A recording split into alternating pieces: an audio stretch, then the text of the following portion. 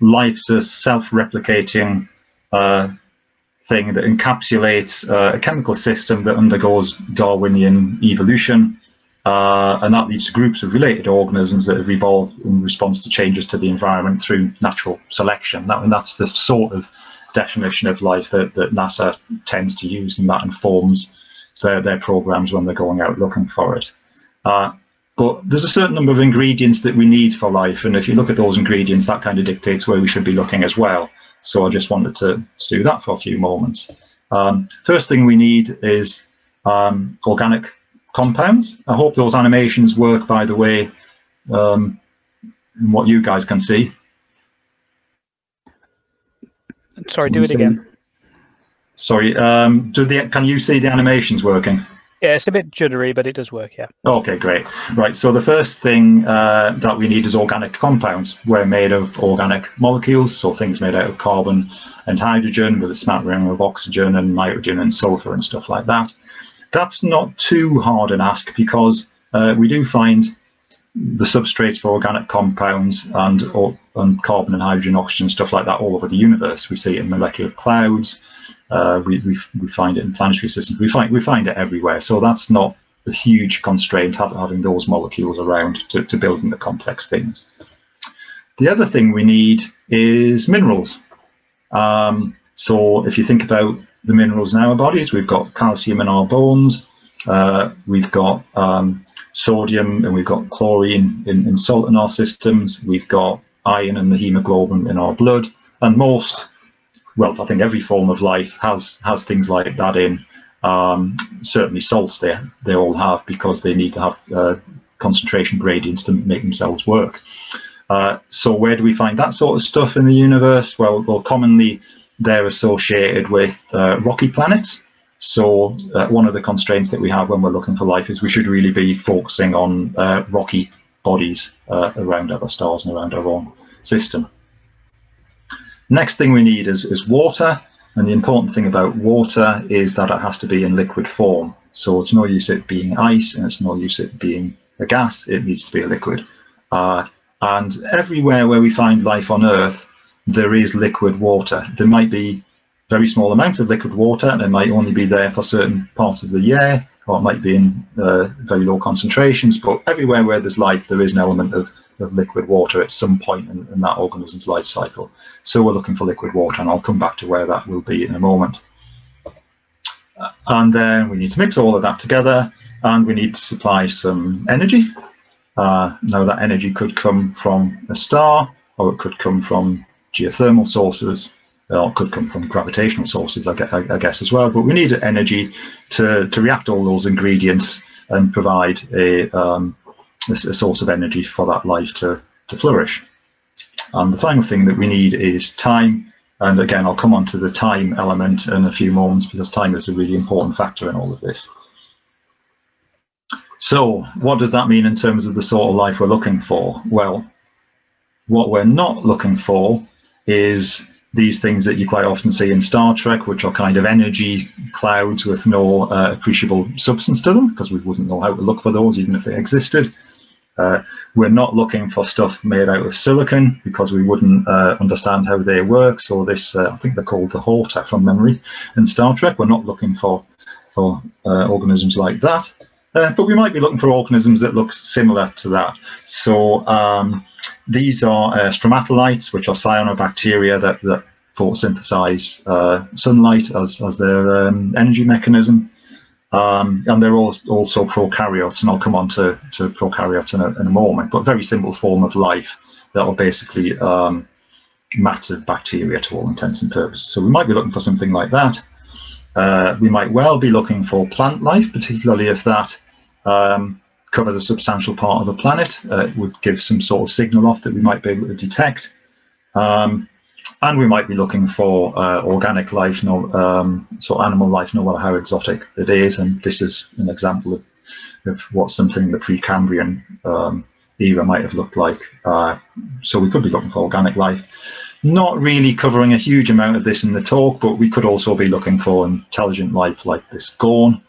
Interestingly, Martin Rees, the Astronomer Royal, would tell us that actually we shouldn't be looking for organic life at all, that most organic life will, by now, if it's had long enough, will have evolved into electronic life, and actually the most common form of life in the universe will be intelligent machines that are going around surveying the cosmos under their own will.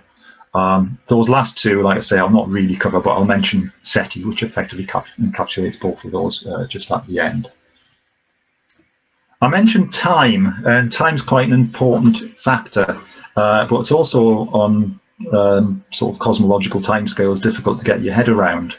So what I've done is I've looked at the Earth in this slide, and the Earth is about 4.5 billion years old. So what I've done is condensed that 4.5 billion years into a 12-hour clock. So one circuit of the clock, starting at the 12 o'clock position and going all the way around clockwise, represents 4.5 billion years.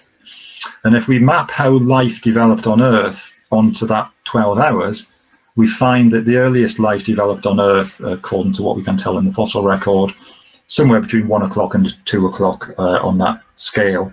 So that's something like 4.2 to 3.7 billion years ago. So within, say, 500 million years of the Earth forming, it cooled down enough, and life pretty much started straight away when the conditions were right.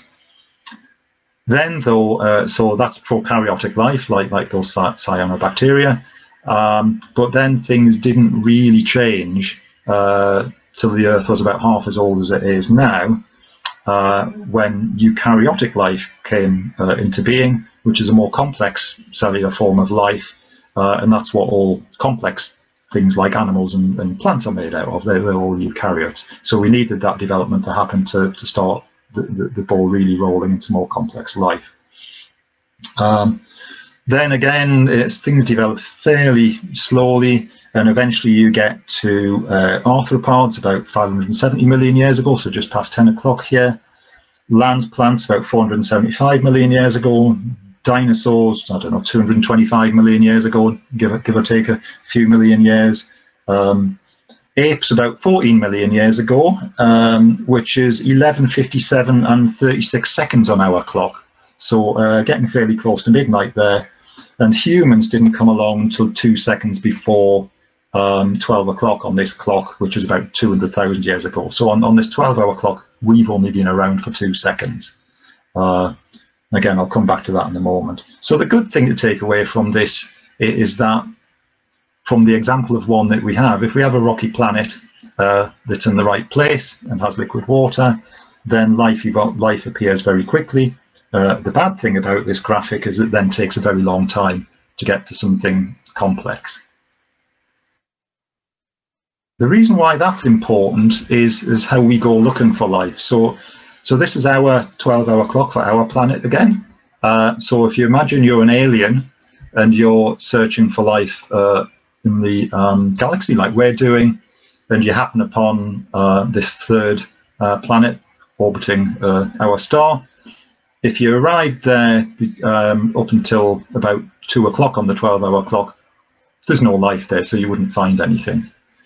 From about 1:30 to 2 o'clock all the way through to past 6 o'clock on this scale, there probably isn't enough life on the planet for you to detect remotely, so you're probably going to have to go there and look and put boots on the ground, or whatever aliens have instead of boots, and find the life by digging around with a trowel.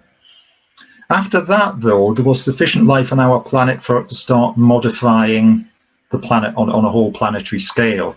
And the best indication of that is from about 2.3 billion years ago, these life on our planet started to modify the atmosphere and produce oxygen. And that obviously continued all the way through to the oxygen that we have at the present day. So the 21% oxygen we have in our atmosphere at the moment is a result of life on our planet largely. So once you start changing the atmosphere, you're getting into the game where you can actually detect life on that planet remotely without having to develop warp drive and fly there from a distant star system. When you get to the point where plants are growing all over the planet, then it's not only changes in the atmosphere you see, you can physically see the change in the colour of the planet that the plants are causing. So that's the can we see it category there from about 10:30 through to midnight. And of course, for the last 100 years, we've been producing radio signals. So if an alien was listening and they were within a 100 light year radius, then they might actually hear what we're saying as a planet, and that would obviously be a sign of intelligent life. So that's broadly the scale we're looking at. Nothing to find for the first few million years, first 500 million years or so of the planet. You're going to have to go there and look when it's got simple life up till about half of the age of our planet. You can then see changes in the atmosphere from a distance, or you can see changes to the surface of the planet, or in the last few moments you could hear our planet. So I'll come back to that later on. I mentioned liquid water, and that brings in the other factor, is that the planet has to be just the right distance from the star. So if it's too close to the star, it's too warm, there's too much solar radiation, so all the water evaporates, which is no good for life. If you're too far away, then it's too cold and all the water's in ice, which is no good for life either. So the astronomers would call the bit in between the habitable zone, whereas everybody else calls it the Goldilocks zone, because it's not too hot and it's not too cold. So if you look at our Goldilocks zone for our star, you'll find that there are 3 planets in it: Venus, Earth and Mars. They're all rocky planets, so theoretically should all have life according to the simple model that I've put forward so far. However, that's not the case, or at least we don't think that's the case, so there's obviously something else happening as well. There's more complexity that we would need to take into account. Venus, it could have been hospitable for life a few billion years ago, but clearly it's got too warm. It's had a runaway greenhouse effect. So now the temperature of Venus is something like 450 degrees C, and the conditions on Venus are so corrosive there won't even be any traces of life left there, so there would be no point in searching for life on Venus. If we go to Mars, well, for a large part of our history, we have actually genuinely believed that there was life on Mars. If you look at this image, in 1894, Mars was as close to the Earth as it can get, pretty much. So astronomers were taking the opportunity to have a close look and see if they could see any signs of life. Now, obviously, back then, there weren't really any cameras to speak of, so what astronomers would do would draw pictures of what they saw through the eyepiece, and obviously some of us still do that. And this is what Percival Lowell saw, and this is what Percival Lowell drew. So, and he came to the conclusions, I think everybody probably knows, that there was intelligent life on Mars. And he came to this theory that you could see polar caps, but it looked pretty dry in the middle. So he thought that the civilization on Mars was building these huge planetary-wide canal systems to transport water from the poles to the warmer regions to carry on sustaining them. And he produced these drawings that appeared to show that. However, we now know that it's not like that. But it's interesting, if you put these 2 images next to it, of Mars in the right position relative to where it was when Lowell did his drawings, then you can see what he was getting at. You can see the dark areas on his drawings were indeed dark on what we now know to be the surface of Mars. And there are sort of splodgy bits which he might have taken to be these hubs where the canals all concentrated on each other. And, you know, the rest was down to optics and wishful thinking. So just a quick aside, really. So that was 1894. In 1897, H.G. Wells wrote War of the Worlds, which was, of course, science fiction. But when you think that, as far as most people were concerned, astronomers had just discovered intelligent life on Mars, it was almost, you know, a plausible science fiction story that might have came true for as far as they were concerned.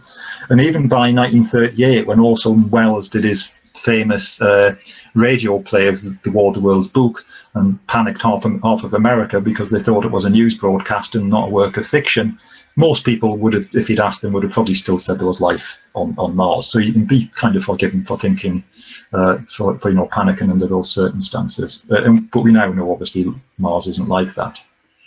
However, about 4.3 billion years ago, this is our best estimate of what Mars looked like. And it did have water 4.3 million years ago. All the probes that we've sent there have shown signs of water, either through channels or through sedimentation and things like that. So you know, it's not unreasonable to think that life might have existed on Mars at some point, and therefore that in some of the more benign areas on Mars, it might still exist today. So what does that mean going back to our clock? Well, we can have a rough estimate of when Mars lost its water, and it's about there on our clock, and as well as it losing its water, it lost its atmosphere as well. So if you think that was probably the end of evolution of life on Mars, ignoring very deep life that we have no evidence for, then that would suggest that life on Mars has stopped in a fairly simple form of life, the sort of prokaryotic life, the stromatolite type life that we see in early Earth. So when we're talking about looking for life on Mars, we're not talking about looking for dinosaur fossils or even plant fossils or anything like that. We're probably talking about looking for evidence of either past or current very simple bacterial life. And if you go back to the clock face that had "how do you look for it" on it, that means we need to go there and look, with the exception of maybe some methane that people talk about potentially being caused by life but is probably just abiotic. Then we're going to have to go and look in one form or another to find evidence of life on Mars, because it hasn't become planetary wide to the extent where we can see it remotely. Then, of course, that's what we've done. The most famous one, I guess, is the Viking Lander. The thing that gives away this isn't a picture of the Viking Lander on Mars, it's Carl Sagan standing next to it. But this is what the Viking Lander looked like. And what that did was it took samples specifically to look for life. Modern craft so far are looking for conditions for life, not life itself, but the Viking Lander was actually looking for life itself. And what they did was they had 3 experiments on that, and the robot arm extended, took soil into the lander and tested it with those 3 experiments. The first one was called the gas exchange experiment, where they added water to the soil and looked for any gases that might be given off when things started to grow. So obviously plants on Earth, when they grow, release oxygen, so looking for things like that. And no life was detected. The next experiment was called the pyrolytic release experiment, where they added water, waited to see if anything would grow, then heated the soil to see if they could measure any gases that might be given up by essentially burning off what had grown. Again, that pulled a blank. The third one was called the labeled release experiment, where they added nutrients that were radio labeled, added to the soil, and then tested the air to see if any of those radionuclides were given off in respiration of the Martian life, essentially, which they'd be able to detect because they were radioactive. And then that experiment proved a positive, so that experiment did detect life. So they're in a position where 2 experiments didn't and 1 did. So what does that mean? Does that mean you found life or not? Well, some people are still arguing that it means you didn't find life, and there are plenty of non-biological chemistry reasons for producing the positive result in the 3rd experiment. But there are still some people who say that was life. So I think most scientists say it isn't, but you know, we'll need to go back and look again. Curiosity rover is looking for habitability, so that's been driving around the Gale crater and drilling holes and taking samples. The reason for drilling is the very surface of Mars is extremely hostile at the moment, so there's probably no chance of finding life there, but if you kind of look under a rock, for want of a better word, then you might find some signs. What Curiosity did a couple of years ago was it detected some organic compounds. Remember I said at the beginning organic compounds were what life was made out of. This is basically an experiment where they heated the sample up, it gave off gases, and then they put it through a gas chromatograph and a mass spectrometer and detected the compounds that came off. Then they found some benzene, which is that hexagonal ring at the top, and they found some naphthalene, which is the hexagonal ring at the bottom, and some compounds in between the 2. Now, the reason why that is potentially significant is because that could be a sign of fossil life. So in the same way you have an animal gets covered in sediment and turns into a fossil, you get biological molecules like that one at the top there, which can only be produced by biology, and they fossilize as well.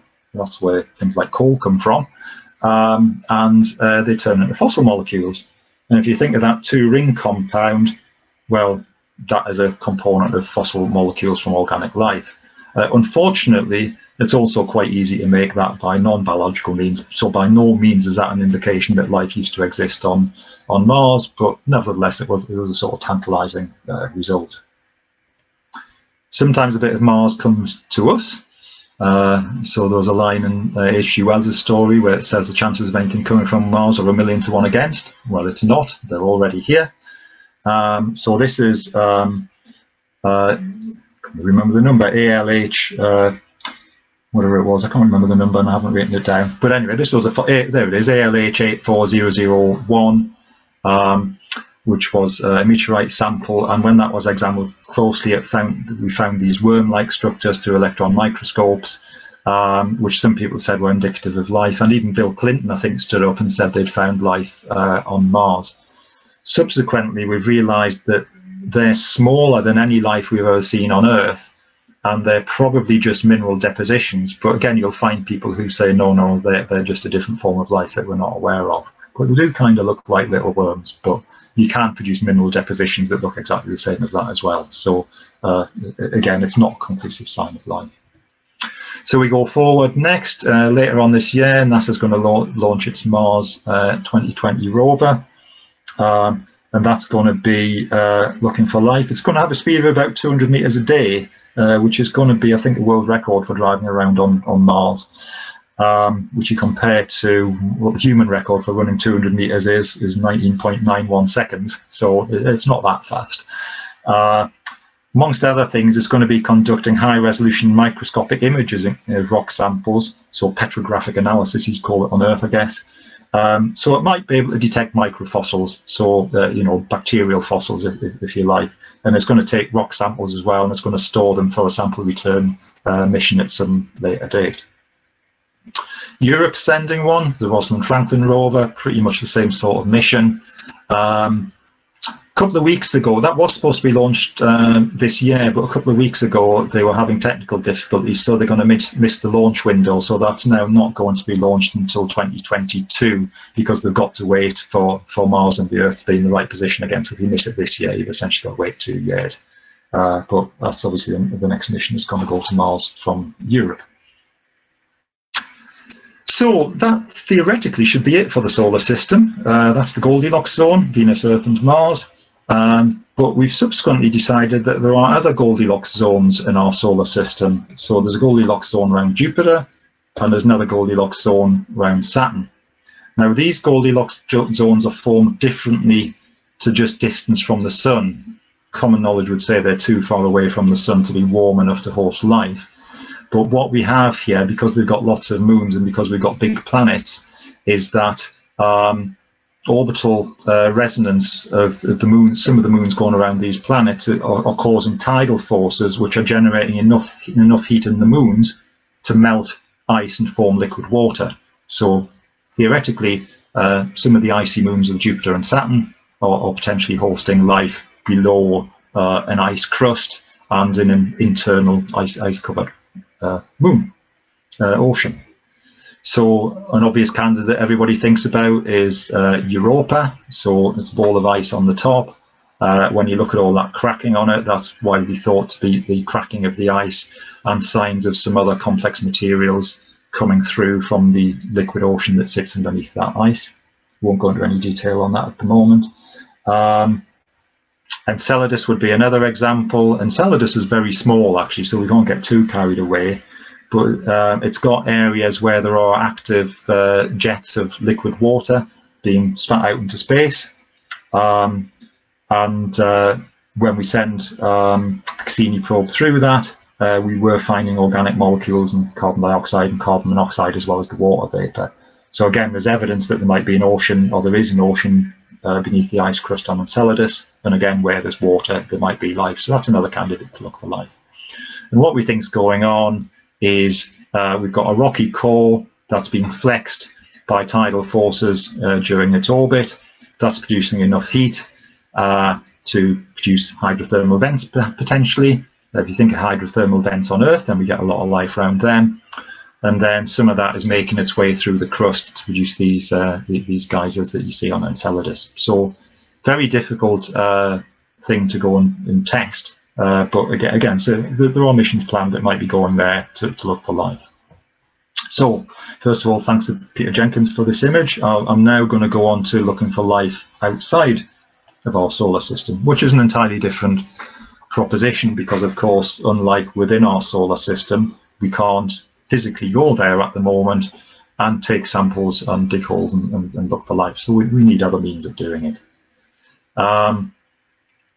One of those is the Kepler Space Telescope. I'll come on to the method that it uses in a moment, but essentially that's been a planet hunting telescope, and this section of the talk is going to be divided into two parts. The first part is how do we find exoplanets, planets certainly other stars, and then how do we detect life on them once we've found them.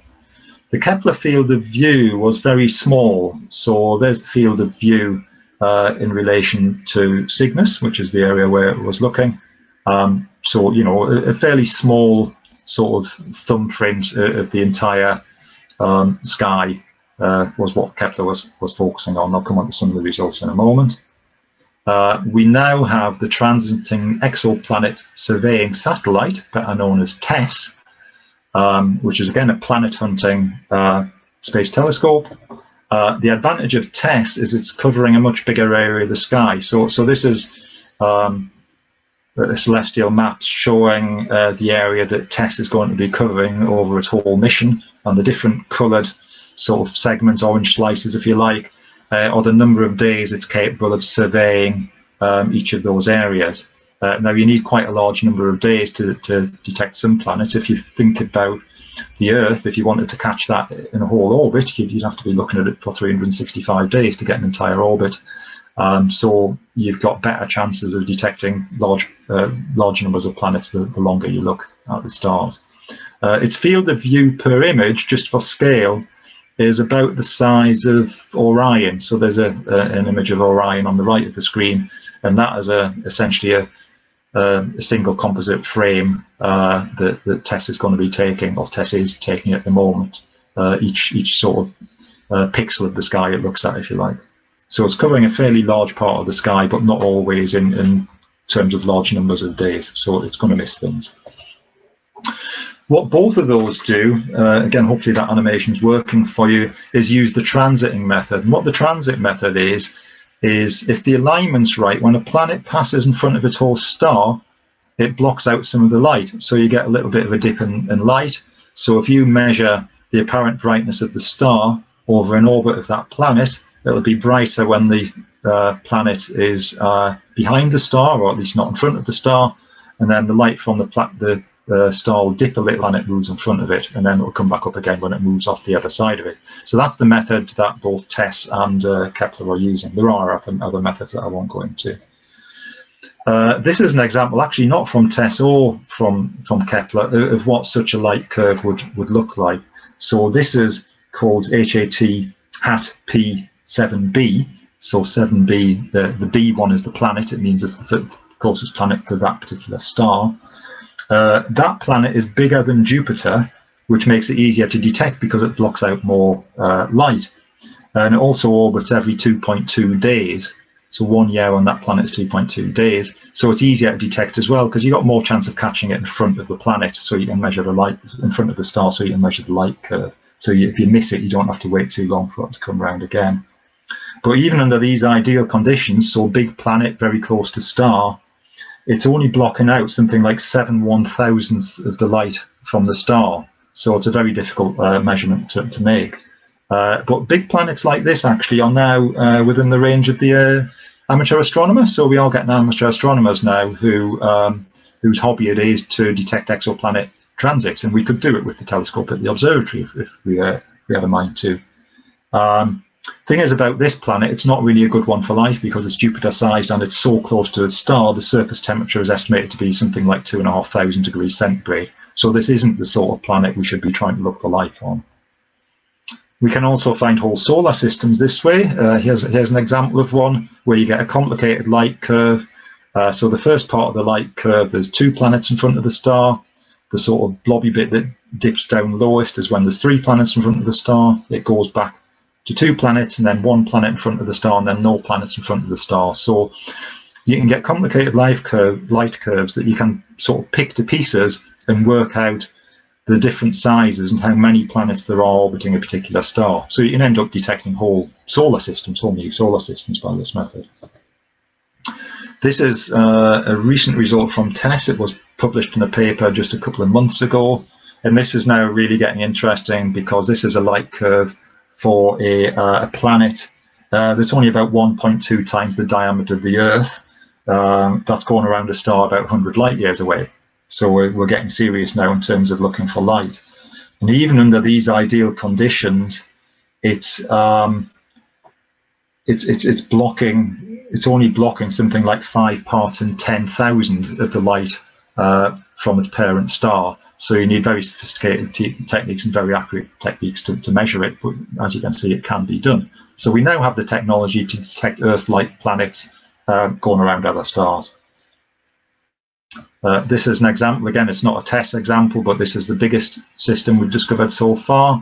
The reason why this one's interesting is because it's got 3 Earth-sized-ish planets orbiting in the habitable zone, the Goldilocks zone. So you can see it's a little bit like our solar system, where you've got planet E is where Venus would be, planet F is where Earth would be, and planet G is where Mars would be, was it in our solar system in terms of the habitable zone. So, you know, we're starting to detect stuff with a real chance of finding life on it. I put this one up because it's the closest. Now, don't get too carried away. The planet labeled Proxima b is just an artist's impression. We haven't really got a high resolution image of a planet.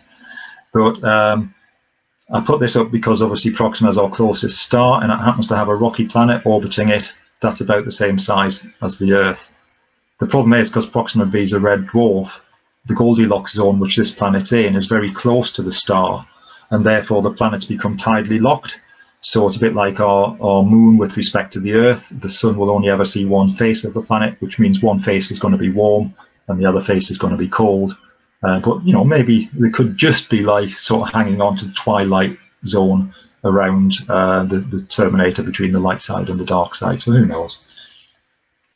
So the results so far, when I looked it up today, there were 4,141 exoplanets orbiting other stars. Which is 625 more than when I looked last year and 25 more than when I looked last month. So the number is growing fast. Of those, about 55 are potentially habitable exoplanets, so rocky planets within the Goldilocks zone. And if you home in on planets that are, you know, maybe up to 1.5, 2 times the size of the Earth, or down to the size of the Earth and a little bit smaller, you find that there are 21 planets in that sample which appear to be capable of hosting life in terms of the definitions that we understand. If you extrapolate that sample of the sky to the whole Milky Way, to the whole galaxy, you come to the remarkable conclusion there's something like 10 to 40 billion potentially habitable planets in our galaxy alone. So when you think on purely statistical terms, there must be a good chance that some of those planets have got life on them, and maybe even quite sophisticated life. So that leads us to the next question. How do we find life on these exoplanets, given that we don't have the Starship Enterprise to go and look? Well, some of those planets could be up to 8 billion years old, so life's had plenty of time to develop on it, which means we should have plenty of planets out there where we can see changes in the atmosphere, where we can potentially see life directly on the planet because it's taken over most of the planet's surface. And if you think these planets that are 4 or 8 billion years old are something like 3.5, 4 billion years older than our planet, then theoretically they've had plenty of time for intelligent life to develop, which is capable of interstellar communication, or at least radio transmissions like we are. So, you know, theoretically at least there should be plenty of planets out there that are hosting life that we could hear rather than just passively look at ourselves. So there's kind of, on the astronomy and planetary science aspect of it, there's kind of quite a lot of optimism there that over 10 to 40 billion planets, there's going to be some of them with life on. There are other factors that I've not talked about, like how stable the star is. You know, so you get some very active red dwarf stars that are flare stars, throwing flares out all of the time. flares much bigger than our sun does. You wouldn't live on one of those planets because you could get toasted by a flare and it could effectively sterilize the surface. So you have to cut down the numbers a bit, but they're still very large numbers. So how would we go about looking for them? Well, this is a full-size model of the James Webb Space Telescope. And one of its functions is to look for life on exoplanets.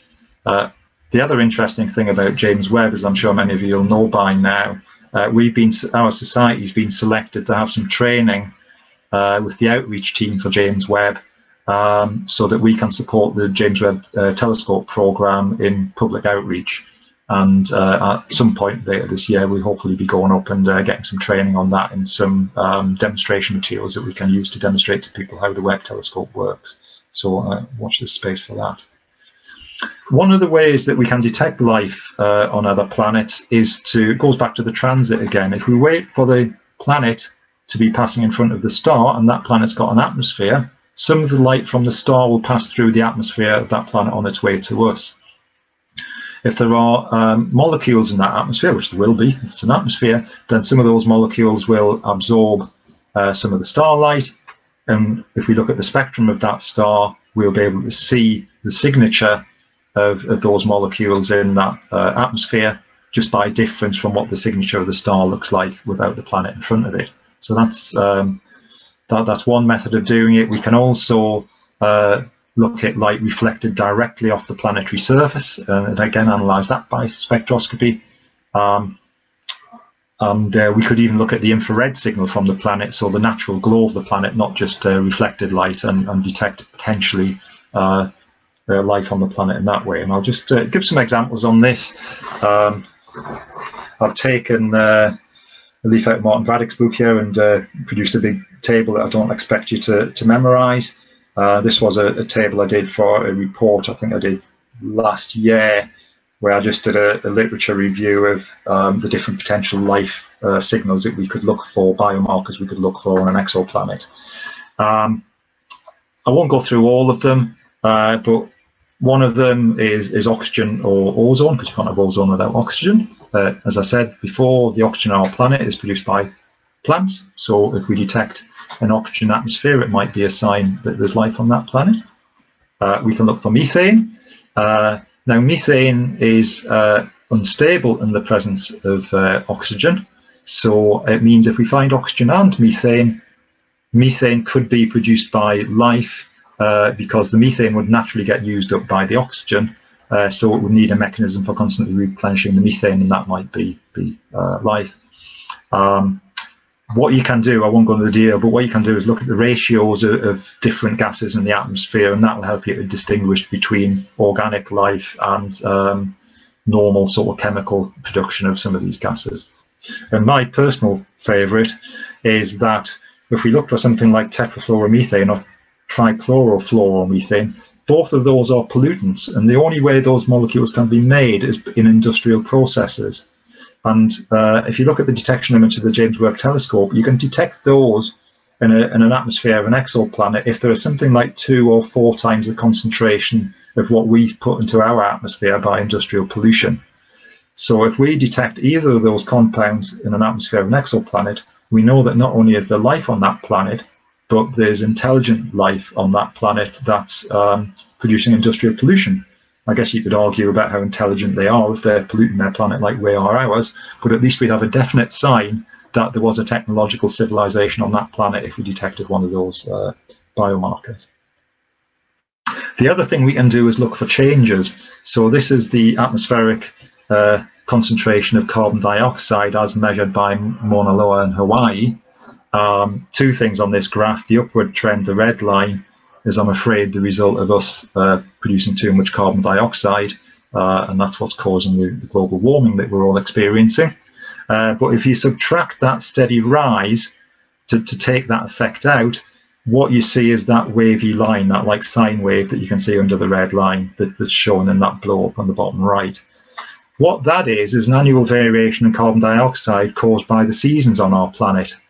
Because there's basically more plants in the northern hemisphere than the southern hemisphere. Oh, I might got that the wrong way around, but anyway, because there's a different number of plants in the northern and southern hemisphere, you get an annual change in the concentration of carbon dioxide depending on whether the plants are actively growing or not.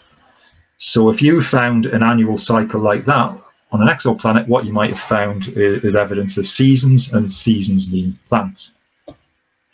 The other thing we can do, if there's enough vegetation, so if you stuck a space telescope over the Amazon and looked down, you'd get a spectrum something like this. Again, I won't go into the detail, but the shape of this spectrum tells you that you've got plant life there, because those leaves are absorbing light at some wavelengths, mostly in the visible, obviously the reflecting green light, otherwise they wouldn't look green.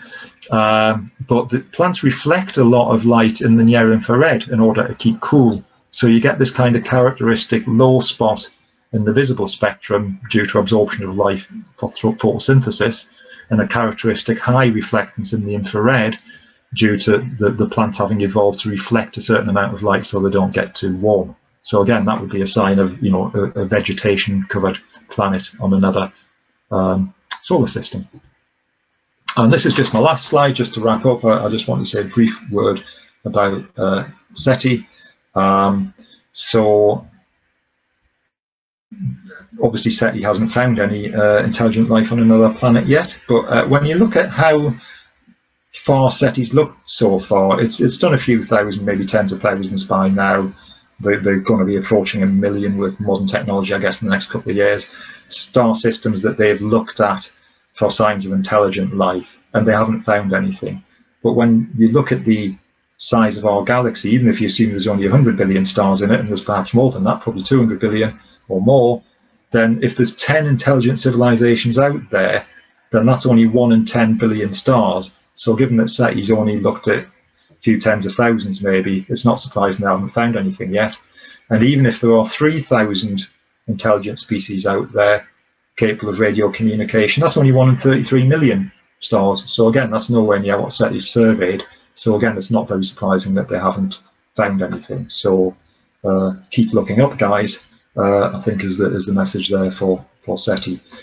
So just kind of in summary then, my view is that we're probably more likely to detect life on an exoplanet before we detect life on another planet in our solar system, because we know that apart from the Earth, there's no planet in our solar system which is absolutely covered in life. So we're going to have to go there and look, and it's going to be a good few years before we can get boots on the ground in Mars, probably 15 years at the earliest, I would guess. Whereas we do now have the remote sensing technology to look at exoplanets, and we know where a number of those exoplanets are. James Webb's due to be launched next year, so I think there's every prospect of us getting some sort of life signal during the 2020s, actually. So I think I'll wrap up the presentation there.